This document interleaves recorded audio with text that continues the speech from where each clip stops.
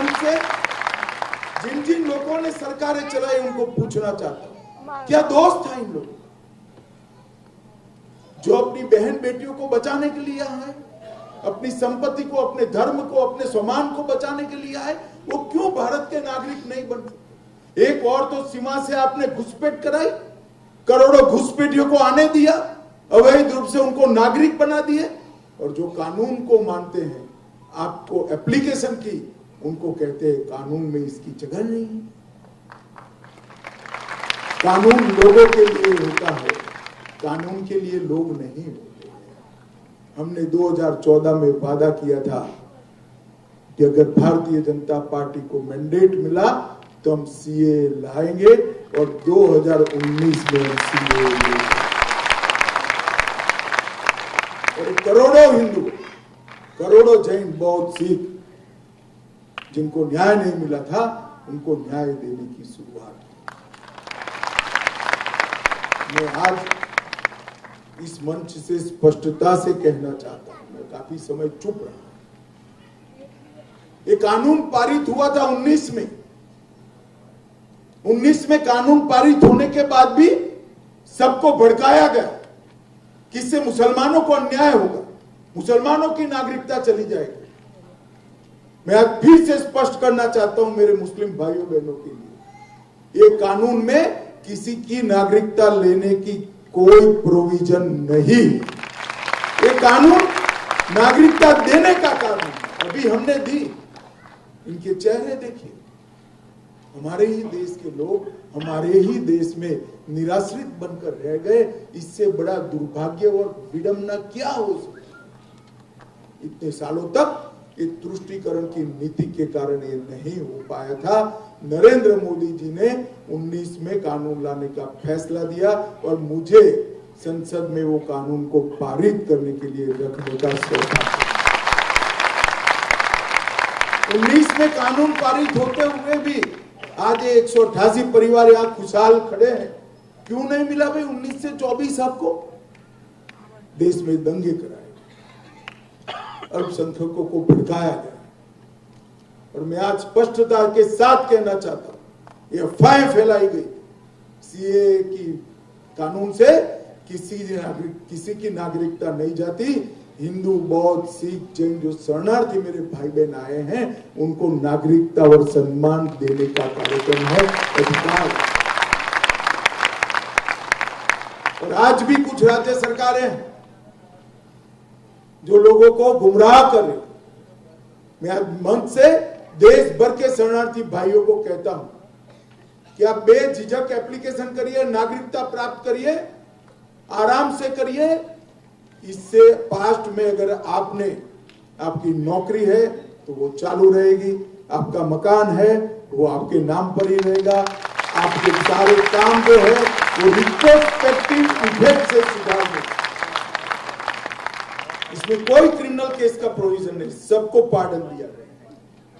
तो पार्डन इसलिए लिया है कि सरकार के कारण ये देरी हुई, आपके कारण नहीं हुई। मैंने अभी बहन को पूछा कब आई है, तो 95 में आई। 95 से अब तक किसने देरी की?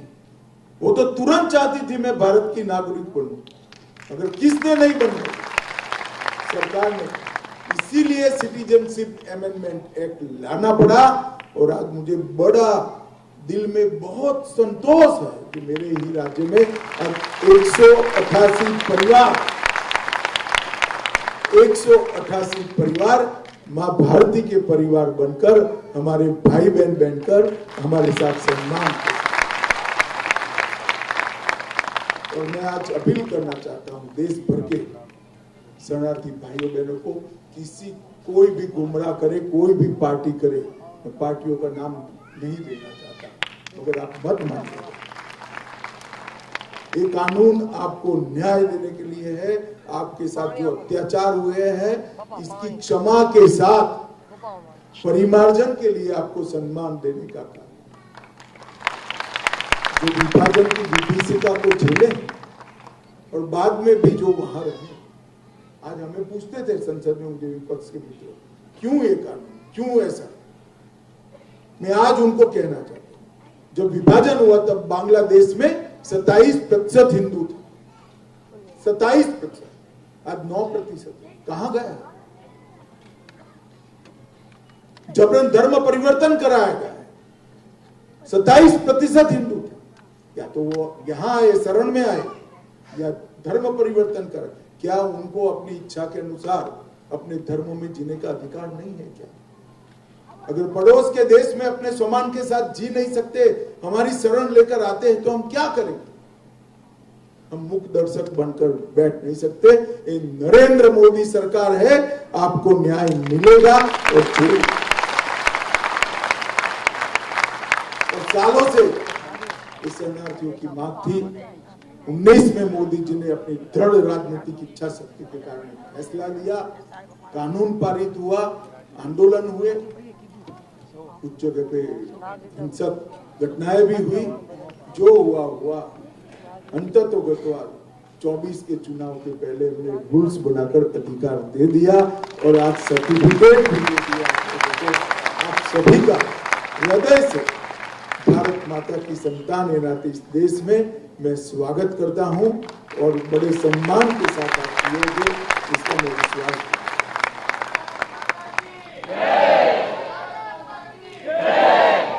मित्रों, नरेंद्र मोदी जी जब भारतीय जनता पार्टी ने उनको देश के प्रधानमंत्री पद के उम्मीदवार के रूप में नामित किया, तब मोदी जी ने इस देश की जनता को कहा था कि इस देश का लोकतंत्र परिवारवाद से पीड़ित है, जातिवाद से पीड़ित है, तुष्टीकरण से पीड़ित है और भ्रष्टाचार से। ये चारों नासूरों को नरेंद्र मोदी जी ने 10 साल में उखाड़ने के लिए अथक प्रयास। परिवारवाद के खिलाफ 15 अगस्त को उन्होंने घोषणा की, अपील की है। कैसे 1 लाख युवा राजनीति में जुड़े जिनके परिवार में से कोई राजनीति, ये अपील की। और परिवारवादी पार्टियों को घोर पराजय भी देश की जनता ने घोर पराजय दिखाया है। भ्रष्टाचार के खिलाफ भी जंग किया, जातिवाद के खिलाफ भी किया। उन्होंने जातिवाद के नासूर को समाप्त करने के लिए 4 जातियां घोषित की, एक गरीब, एक महिला, एक युवा और एक किसान। ये 4 जातियों में ही पूरा देश बटा हुआ है और ये 4 जातियों को एक नए प्रकार की राजनीतिक फिलसफी उन्होंने देश के सामने, और उन्होंने तुष्टीकरण की राजनीति को भी तिलांजलि दे दी। इस देश के कई मसले ऐसे अटके पड़े थे। राम मंदिर का मसला अटका था 550 साल से, आज भव्य राम मंदिर अयोध्या में बनाने का काम किया। औरंगजेब ने तोड़ा हुआ काशी विश्वनाथ का मंदिर फिर से बन गया। मोहम्मद बेगड़ा ने तोड़ा हुआ हमारा पावागढ़ के शक्तिपीठ का भी इस देश में ट्रिपल तलाक को समाप्त करने का काम भी नरेंद्र मोदी जी ने किया।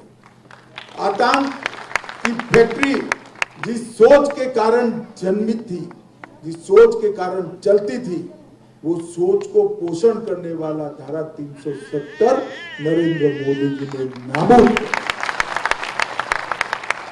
करोड़ों हिंदू, सिख, बौद्ध, जैन भाइयों को जो अन्याय करने वाला, उनका अधिकार से वंचित रखने वाला कानून का संशोधन अटका था, वो सीएए का संशोधन भी नरेंद्र मोदी जी ने लाकर देश के अंदर एक नया। मैं अंत में फिर से एक बार देश भर के शरणार्थी भाइयों बहनों को अपील करना चाहता हूं।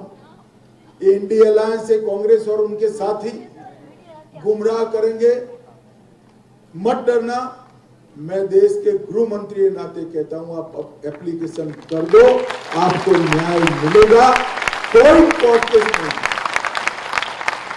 और ये तो उदाहरण है, 188 परिवार, कोई कोर्ट केस नहीं हुआ, नागरिक भी बन गए, उनके बच्चे एमएलए भी बनेंगे, सांसद भी बनेंगे।